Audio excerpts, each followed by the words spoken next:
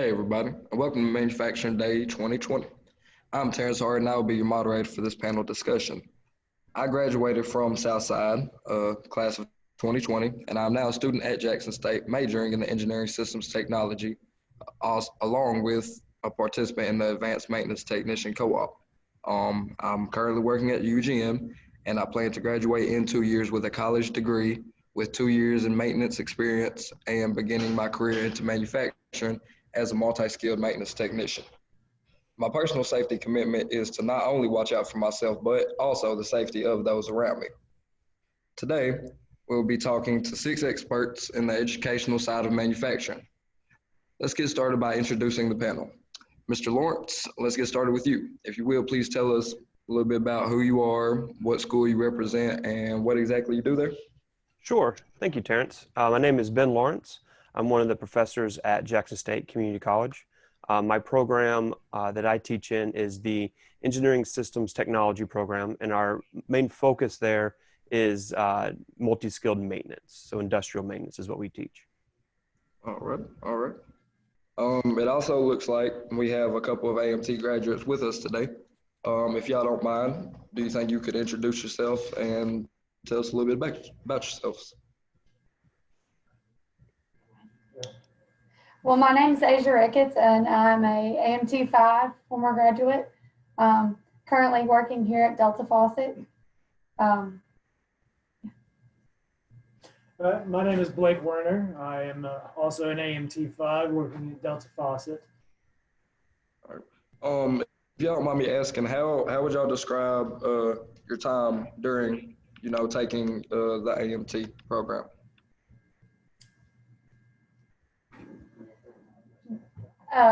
During my 2 years as an AMT, I learned a lot about the robotics, hydraulics, pneumatics, electrical.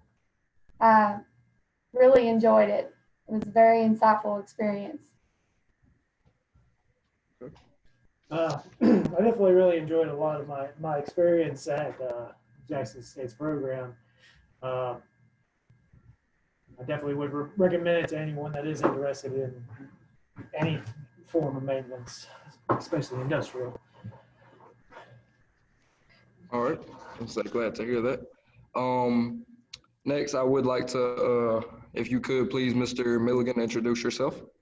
Sure. I'm Stephen Milligan, and I'm the president at the Tennessee College of Applied Technology, Crump. All right. What exactly are the mission requirements for your school? At the technical colleges across the state, the admissions requirements are a high school diploma or equivalent. So once you graduate high school, you're eligible to apply and start with our college. All right. And Ms. Kelly, if you would please introduce yourself. Yes, sir. Good afternoon. I am Stephanie Kelly. I'm the CTE consultant for the Southwest region here, basically from Tennessee River to Mississippi River. And I work closely with CTE directors in the high schools to ensure that we're offering high quality programs. All righty. Finna say Mr. Mummert. Yes, I'm John Mummert. I'm the program manager for the high school manufacturing programs at the state level. And I provide advice and recommendations on the standards and industry certifications that the high school students are getting in the manufacturing programs. All right. So you sound like a man that knows what he's talking about. With that being said, this question comes from Mrs. B's third block career class from Henderson County Schools. What job would you say is in the highest demand currently in manufacturing? That's for me, right? Yes, sir. Yeah, I think, well, just so you know, any manufacturing job is a good job to get because manufacturing has high demand. So I'd say if there's a passion that you have, that would definitely be something that you would want to pursue in manufacturing because doing what you love means that you never have to work a day in your life. You just do what you like doing. So if you like anything in manufacturing, you'll be safe. But industrial maintenance, and those are the folks that really take care of the factories and keep the factories running, is a very safe job, and it's in high demand and will be for many decades to come. All right. I'm gonna say, back to Mr. Milligan, if you don't mind me asking, what are the manufacturing related classes at your school, and how long would you say it usually takes to get a degree? We have a variety of them: industrial electricity, industrial maintenance, machine tool technology, and welding technology. Um, those first three are 16-month programs. Welding is a 12-month program. And then there's manufacturing related that you might not directly relate to manufacturing, but like computer aided design, CAD is a big demand program for us, as is the IT field, because with the technology and manufacturing, you need those IT specialists to keep them all running. So we have a number of programs that would apply to a manufacturing setting.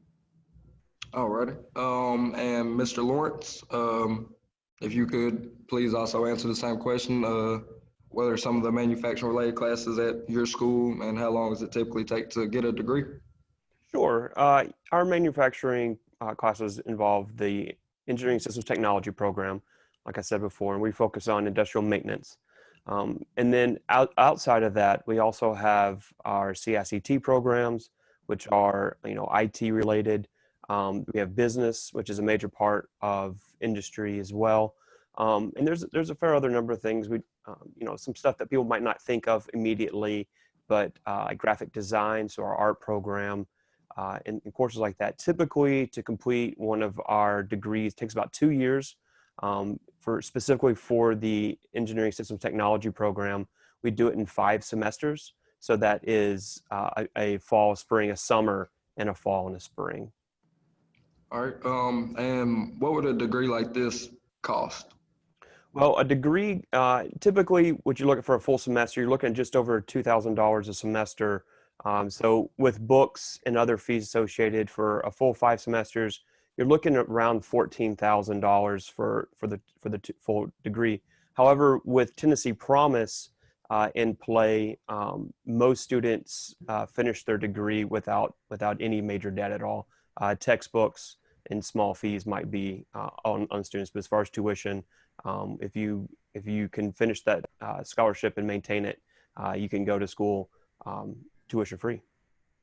Have you had any experience with students that experience any problems with these getting the books and such like that paid for? No, we've with the scholarship itself is pretty straightforward. The process is pretty easy. Once you've graduated high school, you can follow through. Most of your high school guidance counselors can help you through that process. With books, that does come out of a pocket. The school itself and many of the programs in the area do strive to keep that cost down, and picking books that are affordable and or free. We do our best to keep that cost down. So yes. Asia and Blake, how much did y'all pay?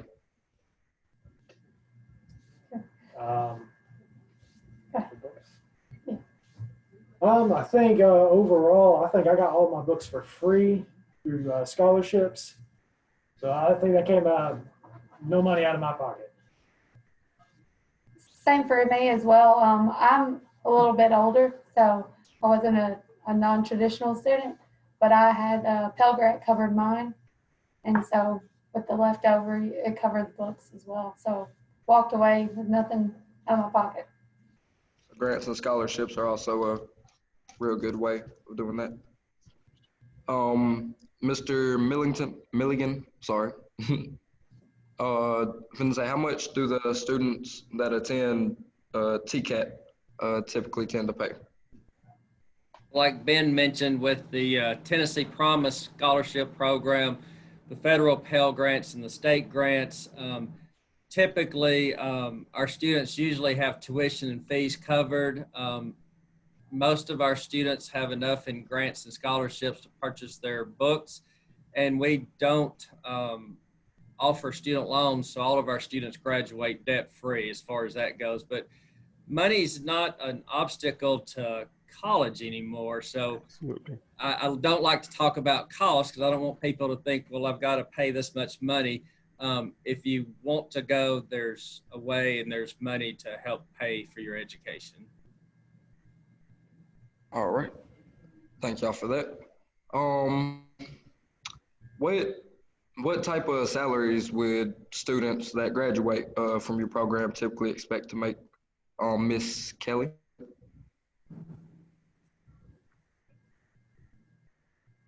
I'm actually going to send that to Mr. Lawrence and Mr. Milligan. They may know more of what starting salaries look like from their programs. All right. I'll start off with this because Okay. I only have one program to deal with, and Mr. Milligan has a handful of programs, so I'll keep mine pretty quick. The students who graduate through our Engineering Systems Technology program, the last year we ran our numbers are averaging at $22 an hour is what our graduates in the maintenance field are getting. And then, of course, that would be equivalent to our industrial maintenance program. So what we find is about the same as far as the average there. And then industrial electricity, probably our highest paying program would be industrial electricity graduates. They're going to make a hair more than an industrial maintenance graduate just because it's a little bit more specialized. So maybe 24 an hour for an average hourly rate for those folks. And then I mentioned the manufacturing related programs, like the IT program is our highest paying program as far as when you get into networking and security and those type of things. Those wages are going to be up in the 25 to 30 range there. But welding is the other program I mentioned earlier, and welding's about $18 to $20 an hour for starting wage in our area of Tennessee. So the pay and the salary potential is excellent with manufacturing now. So it seems that way. So it's seeming as if, on average, someone that graduates from these programs can be making anywhere from 40,000 all the way up to about 80,000 a year. I would say the starting the 40s to the 60s would be a starting average pay for our graduates.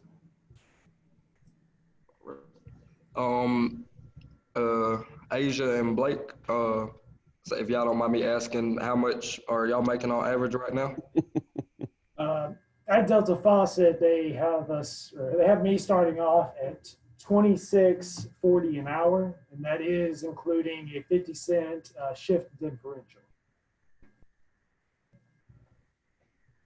The same. Same for you? All right. So Mr. Lawrence, I'll come back to you for this one. Which degree offered at your school tends to have the highest starting wage?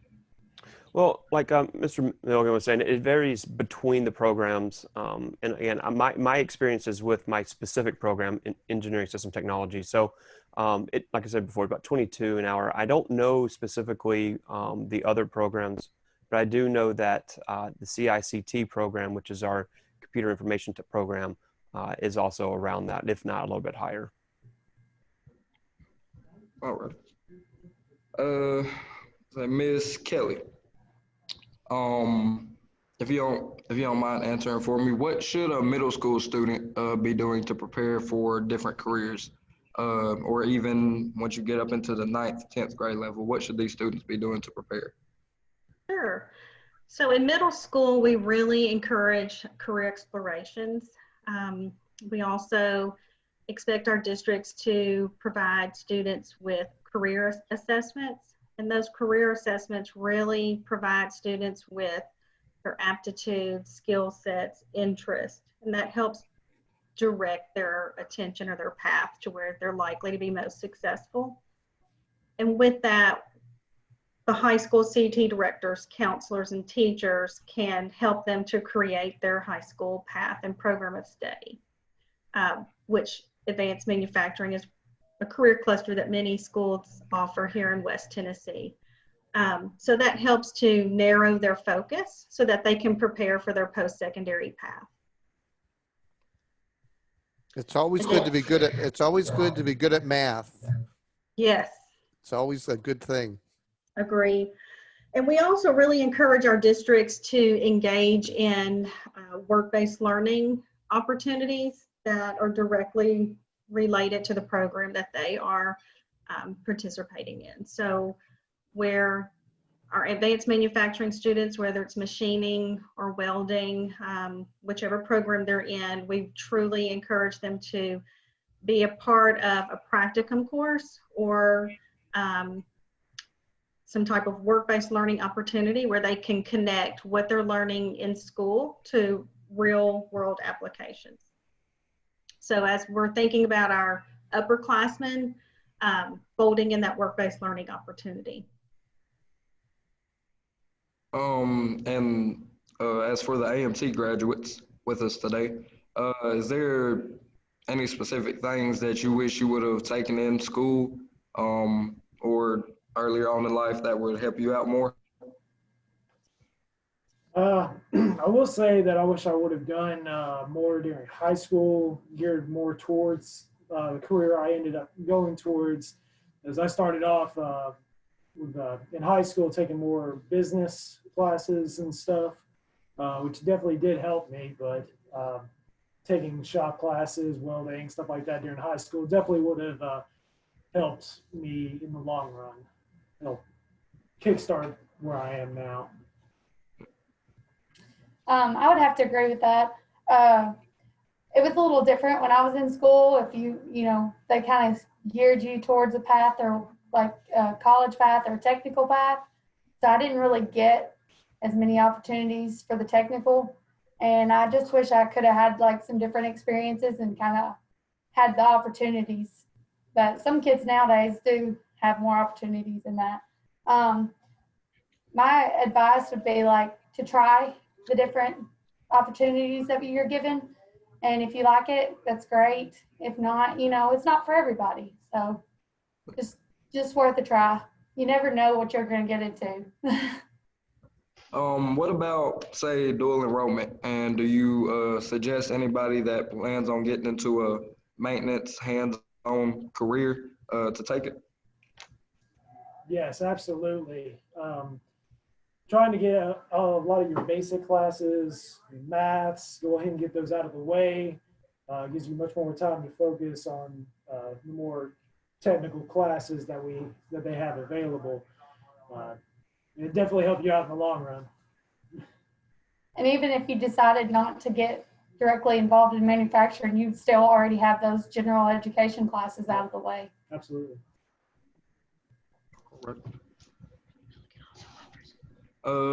And Mr. Milligan, actually, what about the students that go to your school? Do they typically tend to go towards the dual enrollment?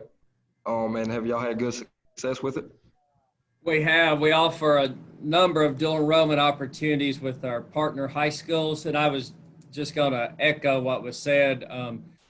You know, plan in 8th and 9th grade, look at career pathways, start planning to get your core courses out of the way so you have room in your schedule for dual enrollment in the 11th and 12th grade. You know, if you don't like it, you're not stuck with it. We offer dual enrollment. The dual enrollment grant pays for those courses or we scholarship them. So it's no cost to the student to do dual enrollment. We provide the textbooks for them. So it's just a great chance to maybe you think you want to be an electrician. You take it for 2 years and maybe that's not what you want to do, but that's fine. Part of dual enrollment, just as important as getting a head start on your college diploma, it's also important to figure out what it is you really want to do and maybe you don't want to do. So I would encourage you to plan to have that open schedule spot to participate in dual enrollment with whatever it might be, the academic side or the technical side of the house.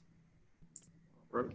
And on the subject of technical, could you explain to us what exactly co-op is? For us, co-op cooperative education is when an employer takes on part of the responsibility for delivering a portion of your educational program, gives the student an opportunity to get out, get with an employer, earn money, earn while you learn, and it also gives the employer a chance to, you know, maybe get a potential employee early on, and they can kind of mold them, maybe do a little bit grooming with them and try them out. A lot of employers hire their co-op students when they finish. They just continue on as full-time employees, but co-op's a great opportunity to get out and get some real world experience in the workplace. We can replicate it in our classrooms and our shop areas, but replicating only goes so far, and to really get out there in the manufacturing environment is a different situation. Do you have any co-op agreements with any local companies? We do. Typically, we have some that are standing where we rotate students out when a student leaves or graduates. Most of ours, though, are more based on employers having a need for a co-op, and they'll call our instructors. Our instructors have great relationships with local industries, so they'll get a phone call, talk with the employer about what their needs are, and then try to send the right student to help them meet those needs, so that we want to make sure we keep our employers happy when we're placing co-op students. So we screen them well and make sure that we're providing what that employer needs. But like we have some standing, probably it's more likely that we have employers that are just calling that need to hire a co-op. And what about you, Mr. Lawrence? Any specific local companies that y'all are co-opted with? Yeah, we co-op. Our co-op program has about 20 plus companies that we deal with in the West Tennessee area, ranging all over this part of the state. And we use, our engineering system technology is our main program of study, but we have the AMT co-op, the Advanced Manufacturing Technician co-op, as part of that. Majority of our students do go through the co-op itself along with our program of study. So with us, our students do work. There's a placement process for our co-op.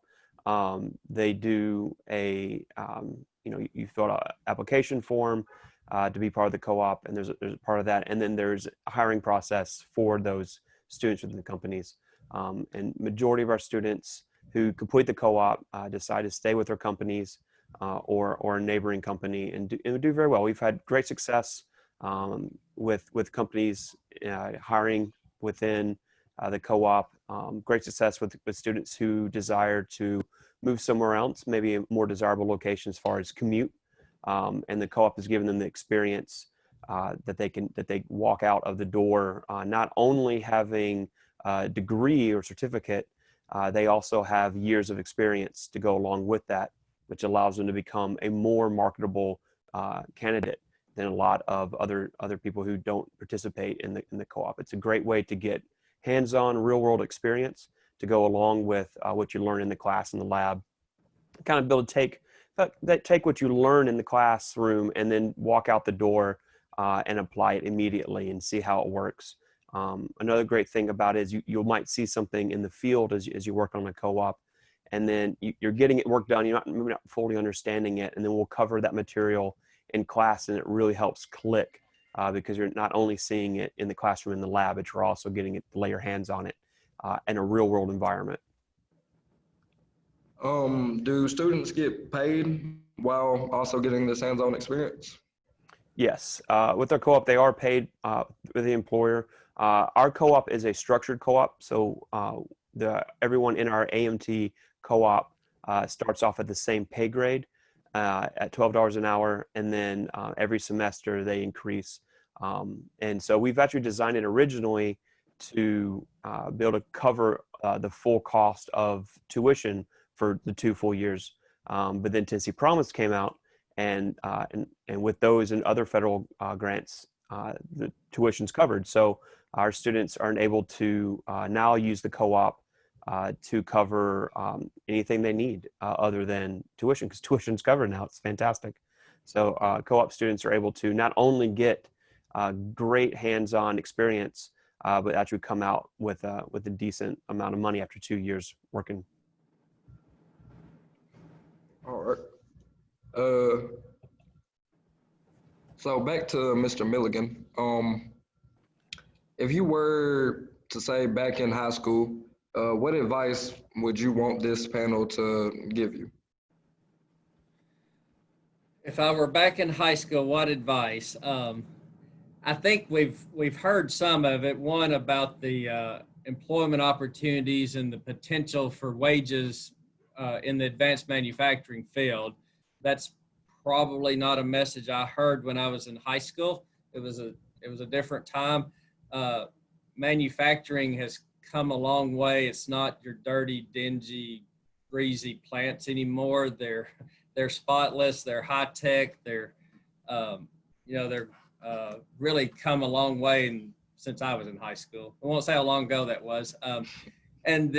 So I think we've covered the pay, we've covered the work environment, we've talked about dual enrollment.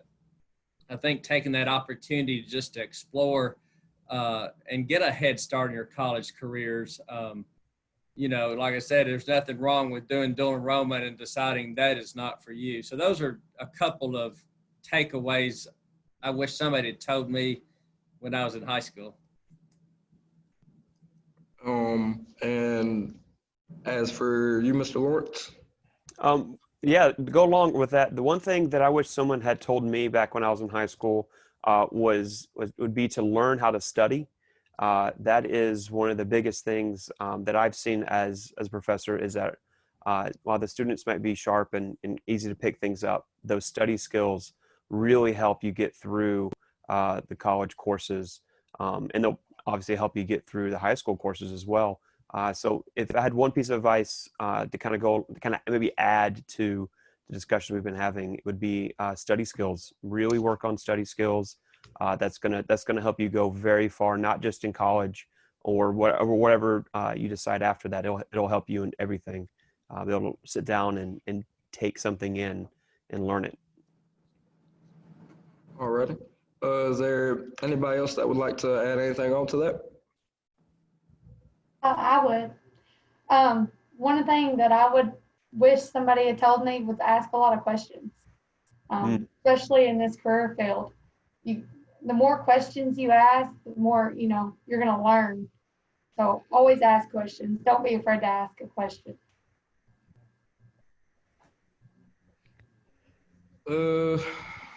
Say, Mr. Milligan, where would you suggest me to go if I wanted to find more information about your school and the programs you offer? The best place to go would be to our website. We have the admissions information, financial aid information, then all of our programs have a web page that explains the program. It has the information about the salary ranges. It's got the curriculums laid out. So our website address is www.tcatcrump.edu. And that's going to be the same format for every TCAT in the state, just TCAT with the name of the city behind it, .edu. So you can find everything you might need to know about the TCAT, just going to our websites. And Mr. Lawrence? Yeah, same thing. Our everything is on our website. Admission requirements, which are pretty straightforward. Just apply and you're in. And also all the individual information about the individual components and courses and all that. And that our website is www.jscc.edu.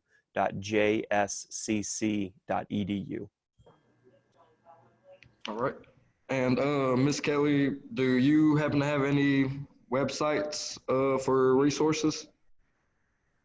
Our website contains resources for CTE educators and CTE directors. More specifically for students would be their school websites that possibly their teachers share with them, or their CTE departments. Alrighty. Mr. Mummer, anything you would like to add on? I'll just echo what Ms. Kelly said, that the local school website is the best place to get the information for the students. Alrighty. Say, as for the graduates, is there any last words of advice you would like to give out?